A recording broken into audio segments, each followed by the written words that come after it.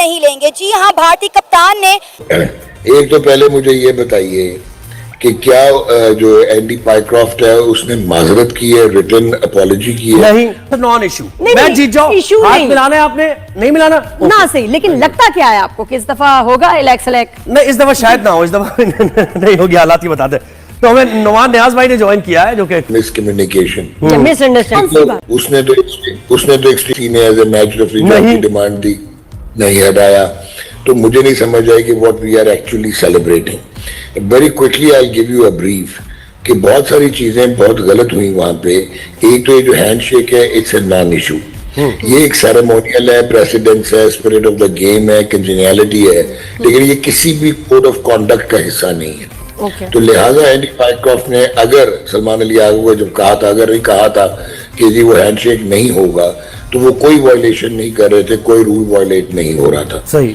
तो इसमें तो वेला मचाना कोई समझ नहीं आई। हाँ, आप ये जरूर कह सकते हैं कि हु वाज ही, वो why he was playing a conduit to Indian cricket, कि वो आके मैसेज आगे पास कर रहे थे। इंडियन मैनेजमेंट को डायरेक्टली बचाना चाहिए था या through proper stake holders Pakistan management को कि जी वो हाथ नहीं मिलाएंगे। ये हो गया। अगर आपके साथ टॉस में ये हो गया था, तो why the Pakistan players they kept on waiting after the match was over कि वो सूर्य कुमार यादव और शिवम दुबे से हाथ मिलाएं? मेरी समझ से बाहर। बिल्कुल ऐसे सही कह रहे हैं। अब जो तीसरी इंपॉर्टेंट चीज है, जो नादिया को स्टनिंग लगेगा, जहां पे आपका ऑब्जेक्शन बनता था, जो ग्लेयरिंग वायलेशन थी, जो कि बहुत इंपॉर्टेंट है, आपके नाज़रीन को भी पता होना चाहिए कि हमने एक बढ़त मार दी कि हम बायकॉट कर देंगे एशिया का। बिल्कुल। यार ये मल्ले का तो मैच था नहीं, ये बायलैटरल सीरीज तो थी नहीं। अब इसके रिपरकशंस हैं। एक आईसीसी का जो है वो आर्टिकल ऑफ एसोसिएशन है, जिसका क्लॉज है 2.10A, जो ये कहता है कि अगर आप इस किस्म की कोई हरकत करेंगे तो ये अनफुलफिलिंग द कमिटमेंट्स है फुल मेंबर की। इसमें आपको पेनल्टीज इतनी सवेर लग सकती थी कि एक तो आपको बैन कर दिया जाता है debar to play any major tournament of ICC and ACC, आपकी फुल मेंबरशिप की सस्पेंशन हो सकती थी, उसके बाद आपको बहुत सवेयर पेनल्टीज हो सकती थी, और जो वर्स्ट है वो ये है कि अगर आप मैच ना खेलते और आपके पॉइंट्स टेबल ऑल्टर होता और उसकी वजह से जो हज़ीमत उठाना पड़ती इंटरनेशनल क्रिकेट को, उसमें मिलियंस ऑफ डॉलर्स का फाइन हो सकता था। फिर क्या पाकिस्तान क्रिकेट बोर्ड ने जब ये स्टेटमेंट दी तो सोचा था कि एक कोलैटरल लॉसेस कैसे पूरे करेंगे। तो ये तो नुमान भाई इंडिया पे भी लगना चाहिए ना, ये तो उन्होंने तो मैच नहीं भी खेले पहले, है ना? मैं आपको क्लियर नहीं, वो बायलैटरल सीरीज नहीं खेलती। अच्छा। टॉकिंग अबाउट अच्छा, अब जो एक और बायलैटरल में खेलना होता है आपको। ओके, हाँ, नहीं बायलैटरल में नहीं खेल सकते आप ज़ाहिर, लेकिन ये आईसीसी में बड़ी कॉम्प्लेक्स बातें हैं भाई ये। जी जी। अच्छा, अब एक इसमें इंपॉर्टेंट चीज है जो कि आपको ज़हन-नशीं करनी है कि अगर पाकिस्तान क्रिकेट बोर्ड विड्रॉ करता, बायकॉट करता, तो ये जो एशिया कप है, इसके जो एशियन क्रिकेट काउंसिल को पैसे मिलने हैं वो $227 मिलियन है। और उसकी जो डिस्ट्रीब्यूशन है वो ऐसे होती है कि जो 5 फुल मेंबर हैं, बांग्लादेश, श्रीलंका, पाकिस्तान, इंडिया और अफगानिस्तान, इनको 15% ईच मिलता है, बाकी जो 25% है वो एसोसिएट मेंबर्स को जाता है। अच्छा, इंटरेस्टिंगली इंडिया जो है वो अपना 15% भी एसोसिएट मेंबर्स को दे देता है, because they don't need this, कि वो डेवलप करना चाहते हैं रीजन में क्रिकेट। ये तो हो गया। अब आपको ये कम से कम 12 से 16 मिलियन डॉलर का लॉस होता। उसके अलावा प्रोडक्शन की कॉस्ट, एचआर की कॉस्ट, वेन्यूज की कॉस्ट, उसके बाद जो है आपकी ये जो आप विड्रॉल करते हैं, बस इसका मतलब यही होना नुमान भाई कि पहले सोच समझ के करने चाहिए फैसले, और इतने हद तक जब आप इस एक्सट्रीम पे अगर आप जा रहे हैं तो फिर आप वहां। लेकिन नुमान भाई ने कहा कि जिस चीज पे स्टैंड बनता था, जो वायलेशन ऑफ, उनको परफॉर्मेंस दिखानी चाहिए और उस पे बेफिटिंग रिस्पांस दे। अग्री। जो दूसरा जो बोर्ड ने स्टांस लेना था, जो सारी बड़ी बड़ी बातें की, फिर उससे वापस यू टर्न ले गए। हम बॉयकॉट कर रहे हैं, तो यू-टर्नर्स हैं, बर्दाश्त नहीं करेंगे। और अपॉलॉजी लेटर का है कि आपको इश्तियाक नहीं हो रहा देखने का अपॉलॉजी लेटर को?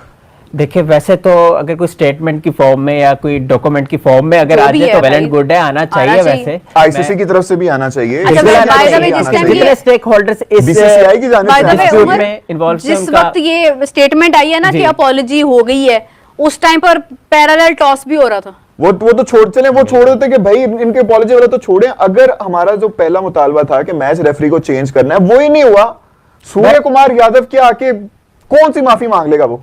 देखिए, बोल नहीं सकता वो। लेकिन सूर्य कुमार यादव को बहुत खुश हो रहा था सुबह एक नहीं शाम में तकरीबन पिलाएं इनको। 7:10 पे कॉफी पिलाएं। वो बहुत ज्यादा एक्साइटेड हो रहा था और मेरी बात को मुसलसल रद्द कर रहा था कि Meera why so negativity, Meera why these kind of labels. मैं चाहती हूँ कि वो वैलिडेट करे कि I was absolutely right, I know the things, I have the past experiences, that's why I always talk negative about that. And it was not the negativity, it was the reality which I have said before. फसाद के जड़ की बात नहीं है। उमर भाई देखे मेरी बात सुने आप मेरे भाई लगते हैं, ठीक है।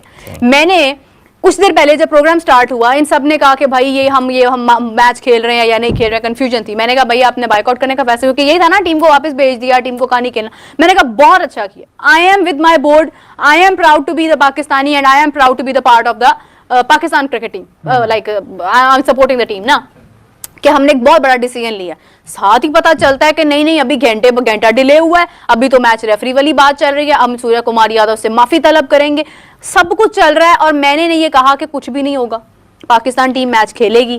क्योंकि बात ये है कि अगर आपने कुछ करना है ना तो फिर आप ये मेक श्योर करें कि जो गलती 14 सितंबर को आपके मुताबिक हुई है वो 21 सितंबर को नहीं होगी। तो फिर मैं समझूंगी कि हाँ there was a big discussion जिसका हमें फायदा हुआ। देखिए जो भी बात हो, लेकिन मैं इस चीज का बिलीवर हूँ कि मैचेस होने चाहिए, ठीक है। जो भी पॉलिटिक्स वगैरह है, मोहसिन नकवी के हाथों से ट्रॉफी लेने से साफ साफ इनकार कर दिया है। यहाँ तक ईरान ने एसीसी को ये पैगाम दिया है कि वो मोहसिन नकवी को एशिया कप की क्लोजिंग सेरेमनी में भी इनवाइट ना करें। भारतीय कप्तान के इस मुतालबे पर पाकिस्तानी अवाम का आप ये देख ज्यादा फरहान से रन नहीं हो रहे, साहिम से रन नहीं हो रहे। साहबजादा ने ऑब्वियसली उस गेम में 40 किए, लेकिन वो आपको पता है किस पोजीशन में था कि बस अब सर्वाइवल के वाले रन थे। साहिम से रन नहीं हो रहे। और तीसरा 5 मैचेस में एक डबल फिगर है हसन नवाज का, वो भी बहुत स्ट्रगल कर रहा है। और चौथा वो भी यूएई के खिलाफ है, वो भी यूएई के खिलाफ और आपका कैप्टन भी स्ट्रगल कर रहा है। तो आपकी बैटिंग में तो 4 बंदे तो ऐसे ही हो गए, बताइए। नजीब, अस्सलाम वालेकुम बासित भाई, कैसे हैं आप? ठीक है, वालेकुम। मैंने नजीब भाई क्या कहा था, बासित भाई आ जाएंगे, बिजी हैं। अभी पहुंचा हूँ एयरपोर्ट से सीधा। अब हाँ, मैं वही कह रहा था नजीब को, मैं वही नजीब को कह रहा था। बासित भाई आवाज नहीं आ रही मुझे, बासित भाई की आवाज नहीं आ रही है? अब आ रही है, मुझे तो आ रही है।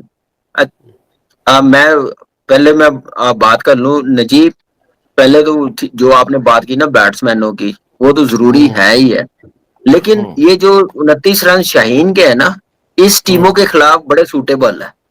इंडिया खेली थी ना, उसमें भी उसने 33 रन किए थे ना, लेकिन वो फायदेमंद नहीं थे। जब कोई क्वालिटी साइड आएगी, अगर 9वें नंबर वाला 30 करेगा ना, तो ये ना समझे